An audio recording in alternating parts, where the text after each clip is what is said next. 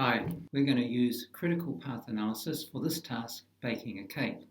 So you're going to get given a table of instructions like this one here, and then we're going to go through, we're going to find the start and finish time for each task. We're going to have to draw a critical path, work out the float times, find the minimum number of people to complete the task in the quickest time, and we'll discuss the implications. Right, so that's the task there.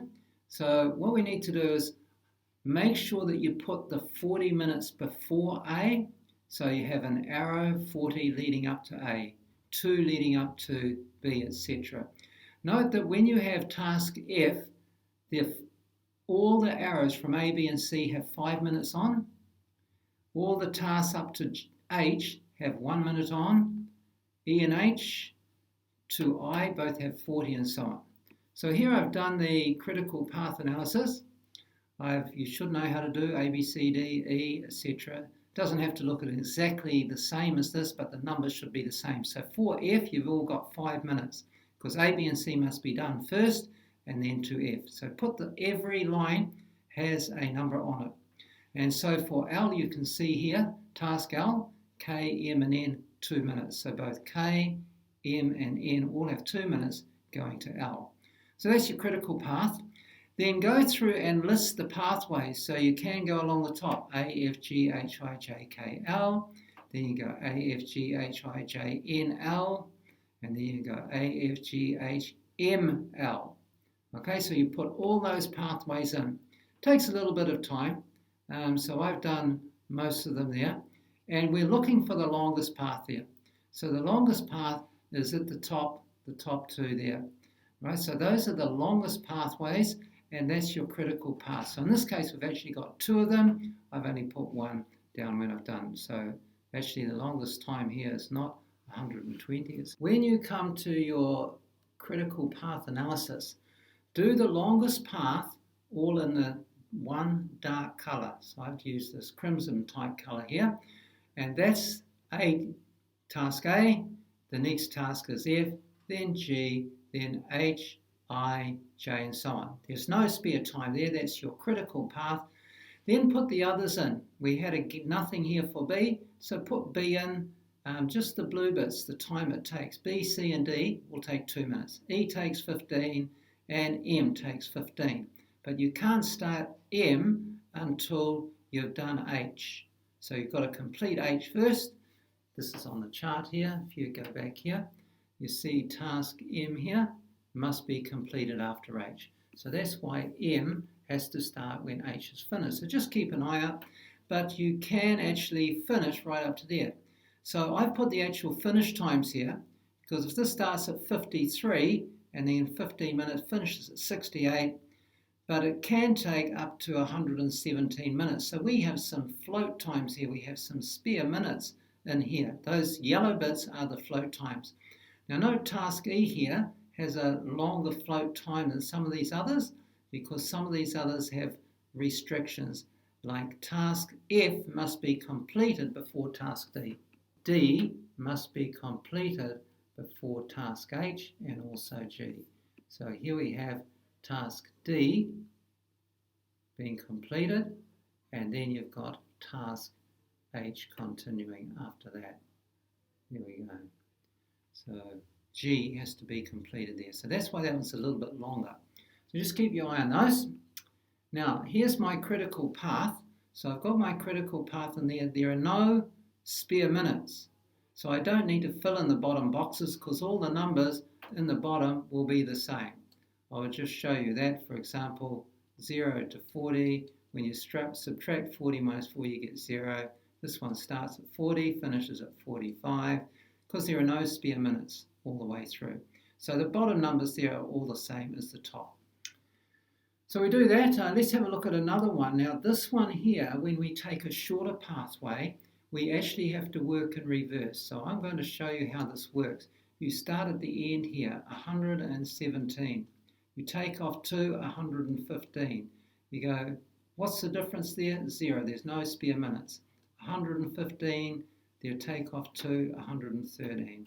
113, take off 20, 93. So all of these ones have the same numbers in it until you come to task B there. 52, 45, so 45, 40. So this number goes here, 40, but you can start at 0, but you can finish at 40.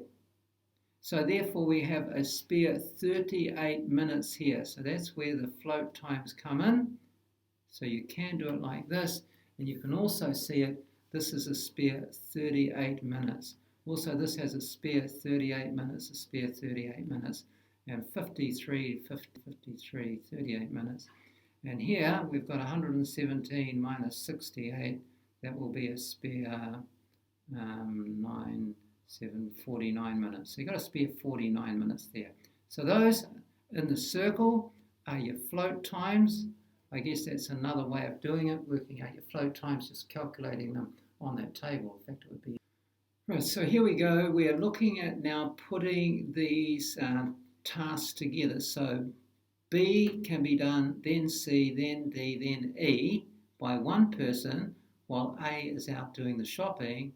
B can check the other ingredients, clear the bench, prepare everything, preheat the oven, can do all those things together. So that could be one person's job and this another person's job. So you can have one person to do this particular task here. So here's one person doing this task. This task here, or these tasks, are for person 2. These tasks are for person 1. The persons 2 here, all these other ones, and this can be person 1 again, if you like. We can swap them around. So 2 people can work on this and get through at 117 minutes. So that's what you do. You have the start and finish time for each particular task. So that's what I've got there. And that's definitely enough to get you achievement probably onto merit.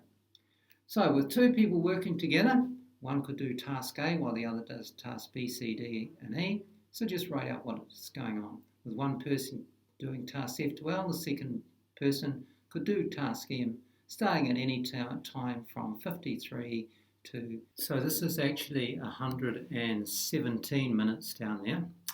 Now what we're going to do is we're going to put tasks B, C, D, and E after each other. So I've moved the blue bit there, so it's 2 minutes, 4 minutes, 6 minutes, and then 15. So all that can happen within 21 minutes, or it could take up to 53 to do that. And then this one here. So we can allocate the tasks to 2 different people throughout that. Then we need to have a look at some possible scenarios for excellence, what would happen if things change. So while the cake is cooking or cooling, both would be free to do task M. So you don't actually have to have one person doing it, both could be working together there. That task of cleaning up can be done any time before the 117 minutes, so you've got spare time there. If there was no need to buy any ingredients, so if we eliminated this task here and removed that out, then you could bring this 45 back here and you could shorten the whole time. I think I worked it out, you could do it in 92 minutes, but in fact you could do it less than that because you could put this preheating of the oven over here because you don't actually need to, hold on, I'll just get the mark on. You don't actually need to preheat the oven separately, so that would take 15 minutes. So you could do those tasks there and bring this back. So from 15 to 40 is going to be an extra 25 minutes. So you could take 25 minutes off that, 92. Oh yeah, that's what I got. 92 minutes could be a time that you could take if you didn't have all the ingredients. While the oven was preheating, cooking, and the cake cooling, one person could accomplish all the other tasks without any assistance. So some of these can be done at the same time. For example, while the oven is preheating, you can still do these other tasks. While the cake is cooling here, you can, or even cooking, you can do that with one person. While it's cooking, the same person. So you can do it with one person in a short time as well. Those are the sort of things you need to discuss for excellence. I hope that helps.